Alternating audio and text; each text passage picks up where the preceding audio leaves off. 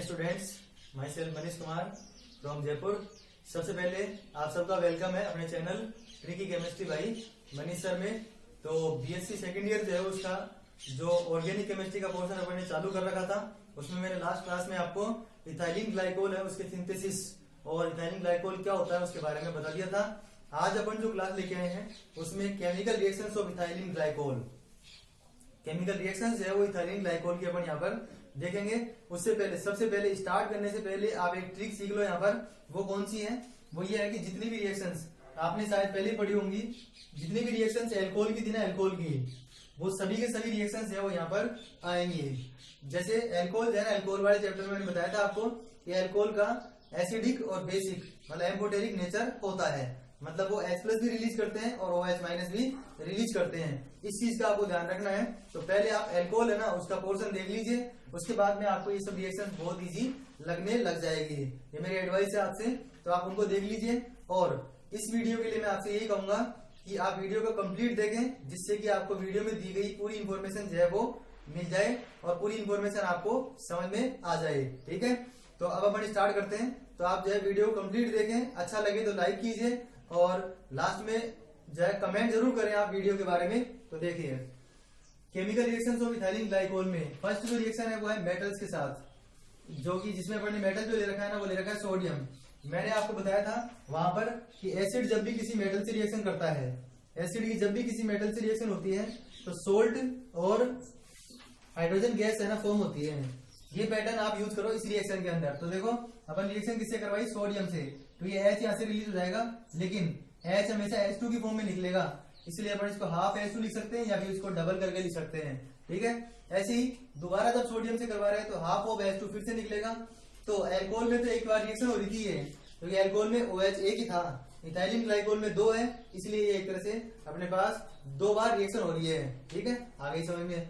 उसके बाद में जो डिहाइड्रेशन रिएक्शन है वो अल्कोहल में एक बार ही हो रही थी बस, लेकिन यहाँ पर है ना जो कैटलिस्ट है, कैटलिस्ट और बहुत ही इंपॉर्टेंट रिएक्शन है ये इथाइलिन ग्लाइकोल के। आप पेपर उठा के देख लेना, जितने भी यूनिवर्सिटीज के पेपर हैं उनको उठा के आप देखिए, उनमें सबसे ज्यादा अगर इथाइलिन ग्लाइकोल में से क्वेश्चन पूछा हुआ है तो सबसे ज्यादा पूछी जाने वाली रिएक्शन जो है वो यही है, डिहाइड्रेशन।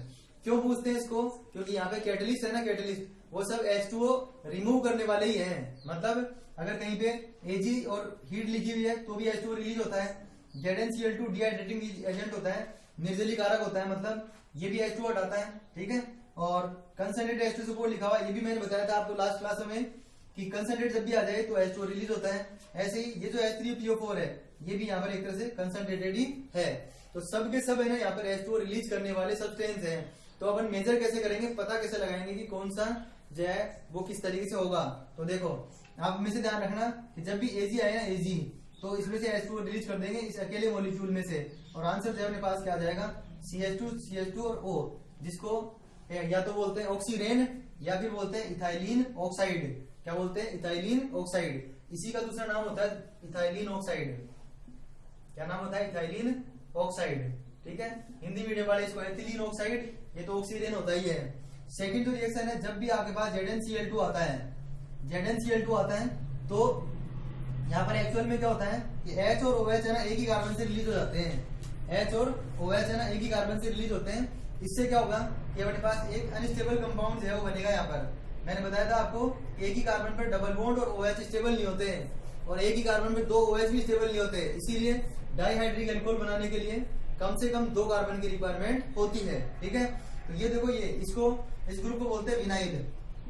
क्या बोलते हैं? विनाइल। हिंदी मीडियम में वाइनिल, और ये हो जाएगा अल्कोहल।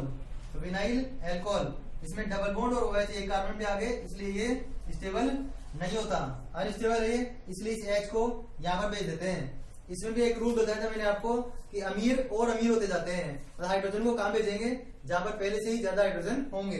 तो इस H को यहाँ पे लगा दो भाई। जब जोड़ने की बात चले तो अमीर को अमीर करना है, हटाने की बात चले तो गरीब का शोषण करना है। इस तरीके से आपको नियम याद रखना है। तो यहाँ पे जोड़ रहे थे इसलिए अमीर का ध्यान रखना था, तो CH2 भी जोड़ दिया तो CH3 हो गया, और यहाँ पर हुआ CH और ये वाला O, तो CH3CHO, जिसको बोलते हैं एसिड एल्डिहाइड। क्या बोलते हैं? Acid aldehyde. फिर नेक्स्ट देखो ये दोनों रिएक्शन है वो स्ट्रॉन्ग एसिड्स के साथ, और ये स्ट्रॉन्ग एसिड प्रबल अम्लों के साथ, प्रबल अम्लों के साथ जब रिएक्शन करवा रहे हैं तो दोनों रिएक्शन में 2-2 मॉलिक्यूल इसके अपन ले रखे हैं। ठीक है, दोनों में डिफरेंस देखो आपको सीधे नजर आ रहा है कि जब कंसंट्रेट H2 सपोर्ट ले रहे हैं तो अपने पास एक साइक्लिक रिंग फॉर्म हो रही है इस तरीके से, जिसको अपन बोलते हैं 1,4 डाइऑक्सिन। पहले और चौथे नंबर पे लगे हुए हैं तो 1,4 डाइऑक्सिन बोलेंगे। इसमें भी H2 रिलीज होंगे 2। इसमें अगर देखेंगे तो 2 मॉलिक्यूल ले रहे हैं, एक H2 इसमें से रिलीज होगा। तो देखो CH2 CH2, जब 2 बार ले रहे हैं तो CH2 कितने हो जाएंगे 4। तो देखो 4 ये हो गए। OH भी कितने हो जाएंगे 4, जिनमें से देखो 2 OH अपन ने यहाँ पे लगा दिए हैं, एक OH और एक H H2O के फॉर्म में निकल गया, एक O बचा यहाँ पर जिसको अपन ने यहाँ पे लगा दिया है डाई इथाइलिन ग्लाइकोल। फिर कह रहा हूं ये रिएक्शन कोई इंपॉर्टेंट नहीं है, किसी भी एग्जाम में नहीं आई, आज तक नहीं आई, कभी भी है, क्योंकि इसमें कुछ खास बात ही नहीं है। ये जो है ना, ये सारी रिएक्शन डिहाइड्रेशन है और एग्जामिनर जो है वो क्या करता है, कैटलिस्ट चेंज कर देता है और कैटलिस्ट उत्प्रेरक चेंज करता है। उत्प्रेरक चेंज करते हैं आपको प्रोडक्ट है ना उनका ध्यान रखना होता है। ये सब के सब निर्जली कारक है, डिहाइड्रेटिंग एजेंट होते हैं। तो ये हुआ अपने पास रिएक्शन विद, मतलब डिहाइड्रेशन रिएक्शन बोल सकते हैं। अब अपन आते हैं रिएक्शन विद मोनोकार्बोक्सिलिक एसिड। इसमें मैंने बताया था आपको कि एल्कोहल है ना, एल्कोहल की जब भी रिएक्शन कार्बोक्सिलिक एसिड से होती है तो इसका H और इसका OH रिलीज हो जाता है और आंसर जो आता है वो आता है COO, जिसके अंदर अपन यहाँ पे एल्काइल ग्रुप R लगा सकते हैं R। तो क्या फॉर्मेशन हुआ ईस्टर का, क्या बनता है एस्टर। और यहाँ पर जो कैटलिस्ट है वो वापस वही कौन सा है, कंसंट्रेटेड H2 सपोर्ट। इसका मतलब क्या हुआ, जब इसके साथ इसकी रिएक्शन करवाएंगे तो एक H और एक OH हटा दो यहाँ से, तो यहाँ पे OCOCH3 OCOCH3, मतलब ग्लाइकोल में मोनो एसिटेट आ गया, मोनो एसिटेट क्या आ गया, मोनो एसिटेट। फिर दोबारा करवाएंगे इसकी रिएक्शन तो वही H और OH रिलीज हो जाएंगे H2 सपोर्ट की प्रेजेंस में, तो क्या हो जाएगा ग्लाइकोल डाई एसिटेट। तो इस तरीके से जो मोनोकार्बोक्सिलिक एसिड है उनके साथ अपन ने इसकी रिएक्शन देख ली है। अब अपन इसी की रिएक्शन जो है वो आगे देखते हैं, जो है किस तरीके से ये जो है बाकी जो एसिड होते हैं उनके साथ रिएक्शन करता है। ठीक है, तो उस रिएक्शन को देखते हैं। और डाई कार्बोक्सिलिक एसिड के साथ देखो मैं जो बातें आपको बता रहा हूं उनको आप ध्यान रखिए। मैंने आपको कहा है कि डिहाइड्रेशन रिएक्शन इसकी सबसे ज्यादा इंपॉर्टेंट रिएक्शन है। अब मैं जो रिएक्शन बताऊंगा आपको वो रिएक्शन भी इसकी सबसे ज्यादा इंपॉर्टेंट रिएक्शन है। ठीक है, और उसमें एक पॉलीमर फॉर्म होता है जिसको बोलते हैं टेरिलीन। क्या बोलते हैं, टेरिलीन। तो मोनोकार्बोक्सिलिक एसिड के साथ अपन ने रिएक्शन देख ली है इसकी। अब मैं जो रिएक्शन बता रहा हूं वो बता रहा हूं डाई कार्बोक्सिलिक एसिड के साथ। कौन से वाले के साथ, डाई कार्बोक्सिलिक एसिड के साथ। ठीक है, इसको देखो मैं थोड़ा इस तरीके से लिख देता हूं, आपके लिए थोड़ी इजी हो जाएगी रिएक्शन, या फिर मैं शुरू से शुरू कर देता हूं इस तरफ से, क्योंकि थोड़ी बड़ी रिएक्शन है ये। तो आप तो ये ध्यान रखो कि इथाइलिन ग्लाइकोल की रिएक्शन किससे करवा रहे हैं अपन, जो डाई कार्बोक्सिलिक एसिड है उसके साथ करवा रहे हैं। ठीक है, किसके साथ, डाई कार्बोक्सिलिक एसिड के साथ। तो देखिए डाई कार्बोक्सिलिक एसिड का मतलब हुआ जिसमें COOH कितने हो, 2 हो, 2। तो ये तो हो गया अपने पास डाई कार्बोक्सिलिक एसिड। इसमें भी आप टेरिलीन फॉर्मेशन करो तो यहाँ पे बेंजीन लगा दो, बेंजीन ऐसे। और इसको बोलते हैं टरथेलिक अम्ल या टेरिप्थेलिक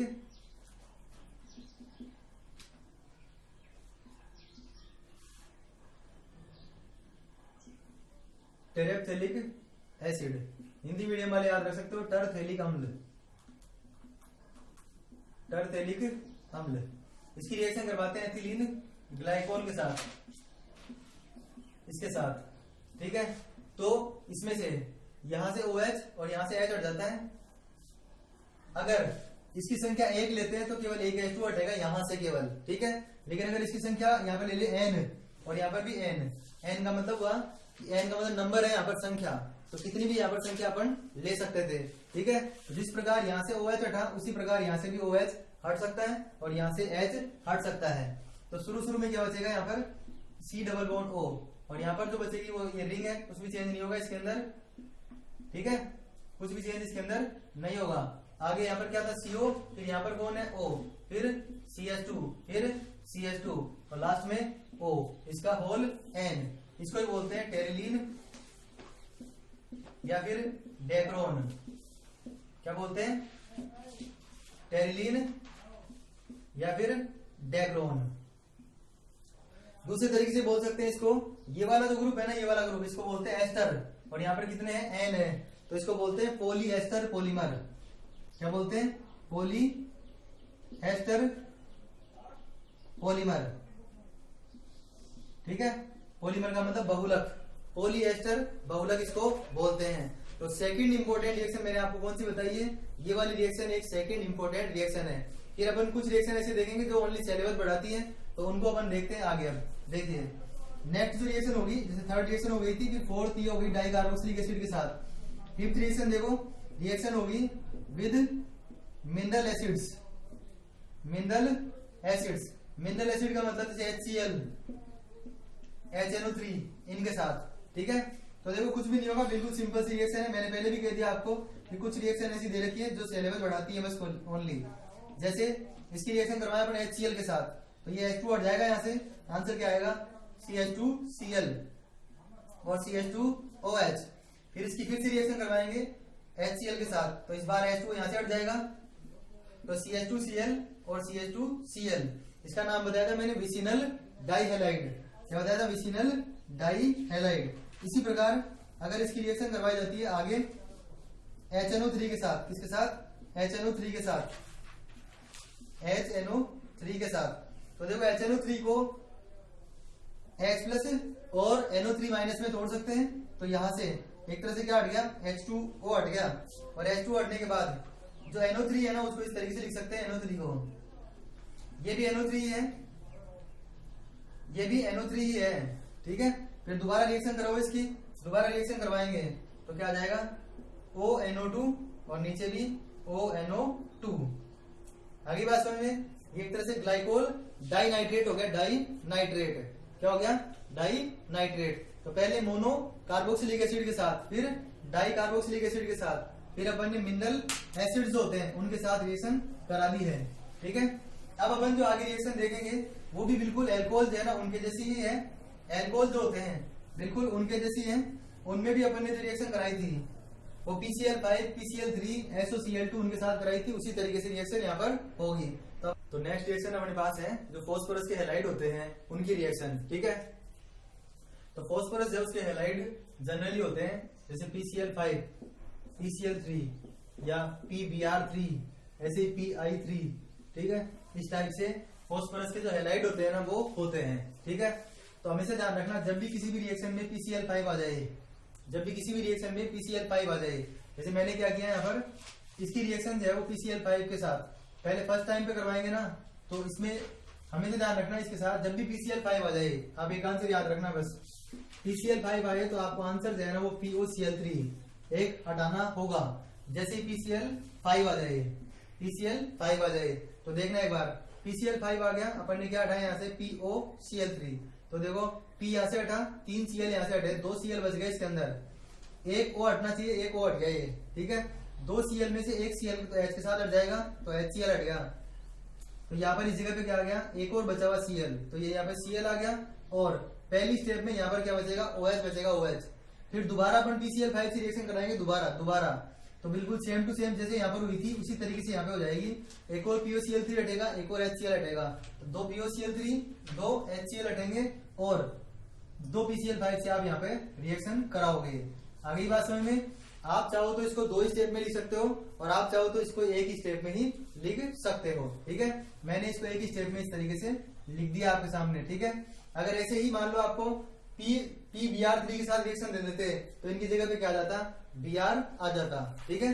तो ये भी विसिनल डाइहैलाइड हुआ। नेक्स्ट जो है वो है थायोनिल क्लोराइड। थायोनिल क्लोराइड होता है SOCl2। जब भी मैंने पहले बताया था, ये आप लास्ट वीडियोस में देख सकते हो, मैंने आपको ट्रिक बता रही है सबकी। जब भी ये आता है तो आपको SO2 हटाना है, SO2, ठीक है। वही बात रिपीट करते हैं, देखो इसको 2 को हटा देता हूं मैं एक बार, SO2 हटाना है तो SO और O 2 Cl बचे, एक H के साथ और एक इसके साथ, तो ये हो गया। तो क्या हटा, SO2 और HCl हटा एक बार में, फिर दोबारा करवाएंगे तो दोबारा भी एक SO2 और एक HCl हटेगा, ठीक है। तो वही अपने पास विसिनल डाइहैलाइड मिला। उसके बाद इंपॉर्टेंट रिएक्शन में अब जो नेक्स्ट रिएक्शन है वो फिर से इंपॉर्टेंट है। पहले मैंने क्या बताया था आपको, डिहाइड्रेशन इंपॉर्टेंट रिएक्शन है, फिर डाई कार्बोक्सिलिक एसिड के साथ रिएक्शन इंपॉर्टेंट है। बाकी रिएक्शन ये तो सिलेबस बढ़ाने के लिए है, इनमें जनरली आती नहीं है। आपकी किस्मत ही ज्यादा ही बढ़िया हो तो इनमें से फिर भी क्वेश्चन आ सकता है, लेकिन इनको तो आप अपना माइंड यूज करके भी वहां पे सोल्व कर सकते हो, ठीक है। तो देखिए रिएक्शन का नेम है पिनाकोल और पिनाकोलोन रीअरेंजमेंट। रीअरेंजमेंट का मतलब था पुनर्विन्यास, एक की जगह पे दूसरे का आना। तो पहली बात तो ये पिनाकोल किसको बोलते हैं, तो पिनाकोल बोलते हैं CH3 का होल ट्वाइस मतलब ग्लाइकोल है ना, ग्लाइकोल जो इथाइलिन ग्लाइकोल है ये, इसके दोनों CH2 है ना, दोनों CH2 ये सॉरी दोनों H2 है ना, ये H2 उनकी जगह CH3 लगा दो। क्या लगा दो? CH3। देखो यहाँ पे 2H की जगह पे 2 CH3 लगाओ तो यहाँ पे हो जाएगा CH3 का होल ट्वाइस COH, ये रहा CH3 का होल ट्वाइस COH। ऐसे इसकी जगह पे लगाओ तो CH3 का होल ट्वाइस COH। जब इसमें रीअरेंजमेंट कराते हैं एसिड की प्रदेश में, अम्ल की उपस्थिति में, तो क्या होता है, इसका एक CH3 है ना वो यहाँ पर आ जाता है, और इसमें जो ग्रुप बचता है ना, ग्रुप वो कौन सा बचता है? कीटोन। एक CH3 यहाँ पे आ गया, एक जो कीटोन ग्रुप है इसके अंदर बच जाएगा। ये इसमें से एक H2 आप रिलीज कर दो, यहाँ से एक H2 यहाँ से रिलीज कर दो, आपके पास कीटोन ग्रुप यहाँ पे बच जाएगा। ठीक है, तो ओन कीटोन होता है। आप यहाँ से देखो ओल का मतलब एल्कोहल है और ओन का मतलब होता है कीटोन, तो इसके अंदर कीटोन है। अब देखो इसकी मैकेनिज्म बहुत ही इजी है, आपको देखने में ऐसे लग रहा होगा कि बहुत बड़ी सारी रिएक्शन है, कुछ नहीं है इसके अंदर। मैंने आपको पहले बताया था कि कैटलिस्ट जो है, कैटलिस्ट वो रिएक्शन में पार्टिसिपेट करता है। याद रखिए आप इस चीज को, रिएक्शन में पार्टिसिपेट करेगा, अपना काम कंप्लीट करने के बाद वहां से हट जाएगा। ठीक है, तो देखिए ये मैंने फिनाकोल को लिखा है, ये आपके पास जो कैटलिस्ट था उसका H+ कहां पे जुड़ सकता है? जहां पे माइनस चार्ज होगा, तो माइनस चार्ज किसके ऊपर है? O के ऊपर। तो यहाँ पर जो है ना क्या हो गया, ये OH2 था ही, क्या हो जाएगा यहाँ पे OH2 हो जाएगा। उसकी वजह से ऑक्सीजन की वैलेंसी क्या हो जाएगी? बढ़ जाएगी, ऑक्सीजन की संयोजकता बढ़ जाएगी, इसलिए इसके ऊपर क्या आ जाएगा? Plus charge. और ऑक्सीजन पूरी आवर्त सारणी में पीरियोडिक टेबल में सेकंड मोस्ट इलेक्ट्रोनेगेटिव, सबसे अधिक विद्युत ऋणता वाले में दूसरा नंबर आता है इसका, इसलिए इसके ऊपर प्लस चार्ज कभी भी स्थायी नहीं होता। इसलिए मैंने इस बॉन्ड को यहाँ से तोड़ दिया है। तोड़ने के बाद एरो के हेड पे माइनस आता है, टेल पे प्लस, तो देखो यहाँ पे टेल पे क्या आ गया है? प्लस आ गया, और ये OH2 है ना, H2O के रूप में यहाँ से हट गया है। ठीक है, जैसे कि यहाँ पर भी हट रहा था, तो H2 हट गया, तो ये जो ग्रुप है ये वाला पूरे ग्रुप में कोई भी चेंज नहीं हुआ, ये आ गया अपने पास। फिर अपन क्या करेंगे, इसमें करवाएंगे पुनर्विन्यास, क्योंकि एक कार्बन पे 3 CH3 लाने हैं अपन को, एक कार्बन में 3 CH3 लाने हैं, तो यहाँ पर देखो दोनों पे 2-2 है। ठीक है, तो 3 CH3 लाने के लिए ये जो CH3 है इसका ये बंद टूटेगा इसकी तरफ, तो ऐसे में इसके ऊपर माइनस चार्ज आएगा, और ये जो है ये CH3 इसके ऊपर एक तरह से मतलब बॉन्ड टूट जाएगा यहाँ पर, तो इसका माइग्रेशन हो जाएगा और ये यहाँ पे आके लग जाएगा। इस बॉन्ड से कोई मतलब मत रखो, आपके देखो पुनर्विन्यास हो जाएगा। यहाँ पर इधर लिख भी देता हूँ मैं, पुनर्विन्यास या रीअरेंजमेंट। तो रीअरेंजमेंट कह रहा है ना वो यहाँ पे होता है इसके अंदर। ठीक है, तो ये यहाँ पे आ गया, तो 3 CH3 हो गए इधर। ये जो OH है इसको मैंने ऐसे लिख दिया O single bond H। H की विद्युत ऋणता, H की जो इलेक्ट्रोनेगेटिविटी वो कम होती है, इसलिए इस बॉन्ड को इधर तोड़ दो, जिससे कि यहाँ पर क्या बन जाए? Double bond. नीचे लगा लो जैसे इसको, जिससे आपको ज्यादा इजी रहेगा। ये यहाँ पे लगा दो, H+ इसके अंदर से हट गया है। तो मैंने आपको क्या कहा था कि जो कैटलिस्ट होता है वो रिएक्शन में पार्टिसिपेट करता है, लेकिन रिएक्शन में काम कंप्लीट करने के बाद वहां से हट जाता है। इसीलिए ऐसे कहते हैं कि कैटलिस्ट जो है वो रिएक्शन में पार्टिसिपेट नहीं करता।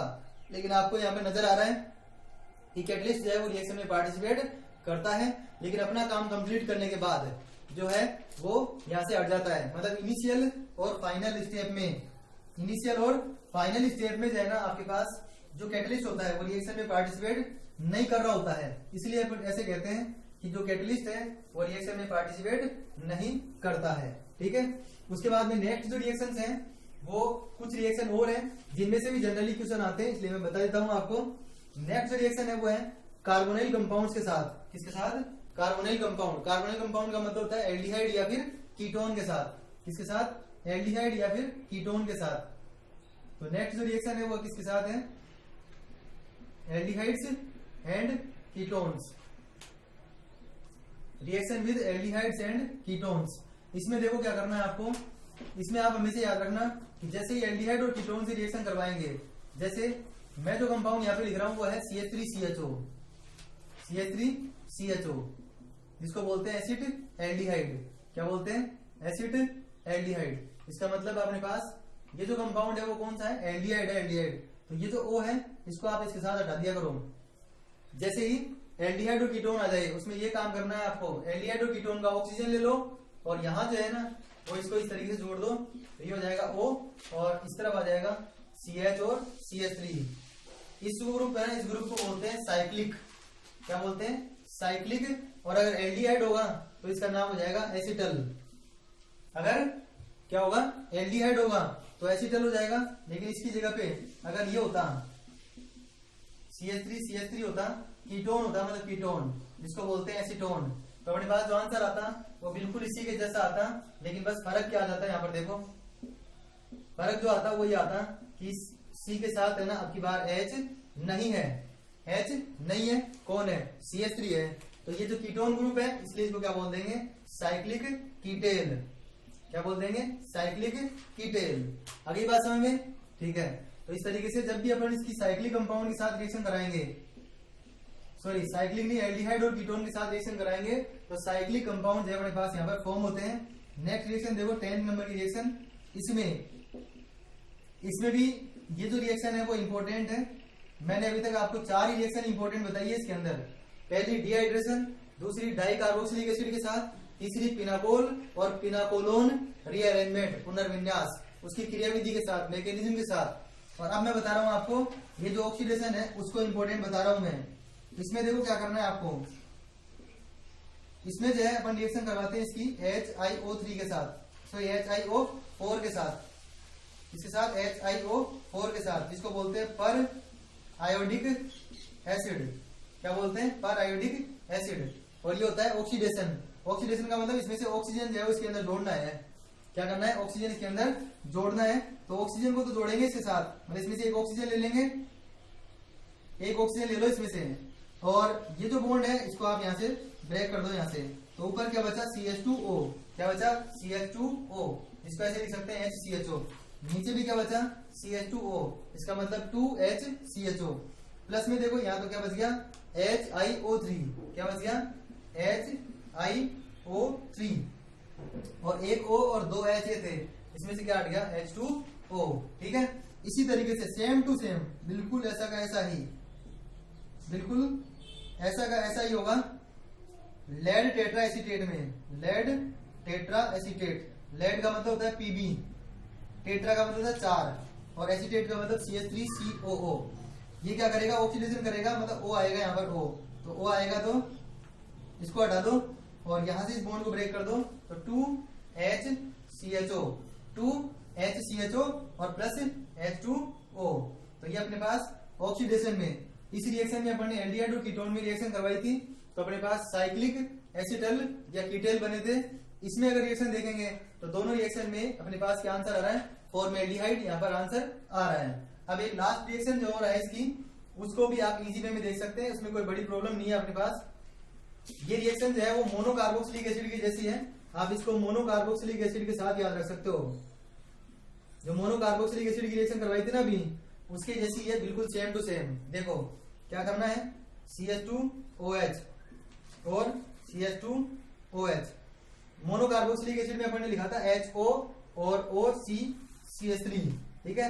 यहां पर अपन लिखेंगे CH3COCl, ऐसे लिख देता हूं, चलो मैं इसको CH3COCl, क्या लिखेंगे, CH3COCl।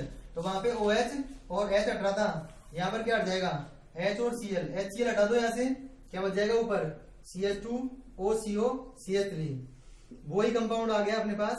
आप मैच करा लेना इसको, पहले जो अपन ने रिएक्शन देखी बिल्कुल वैसा का वैसा ही आंसर इसके अंदर आएगा, बस उसमें H2 हट रहा था, यहाँ पर HCl हट रहा है, ठीक है, यही डिफरेंस है बस। तो CH3COCl, फिर से Cl और H हट जाएंगे, आंसर जो आ जाएगा वो आ जाएगा CH2OCO-CH3 और अपॉन में भी CH2OCO-CH3, ग्लाइकोल डाई एसीटेट। तो इस तरीके से आज अपन ने जो इथाइलिन ग्लाइकोल है उसकी कंप्लीट रिएक्शंस देख ली है।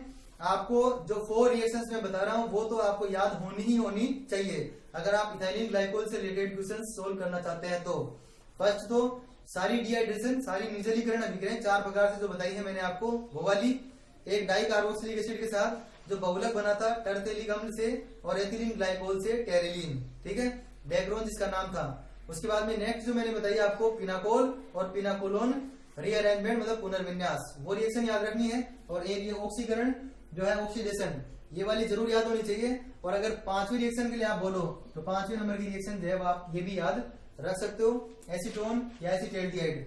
यहाँ पर एल्डिहाइड दूसरा भी दे सकते हैं, मतलब इस कार्बन को आपको चेंज कर सकते हैं इन कार्बनों को। वैसे इन कार्बन का कोई रोल ही नहीं है, जैसे ये कार्बन थे उसी तरीके से यहाँ पर ये कार्बन आ रहे हैं, ठीक है। तो आज की क्लास में अपन ने ये देख लिया है यहाँ पर इथाइलिन ग्लाइकोल की केमिकल रिएक्शंस, ठीक है। तो आपको जो वीडियो है वो कैसा लगा उसको आप लाइक कीजिए और कमेंट कीजिए। चैनल को अगर सब्सक्राइब नहीं किया हो तो चैनल को आप सब्सक्राइब कर दीजिए। Thanks for watching.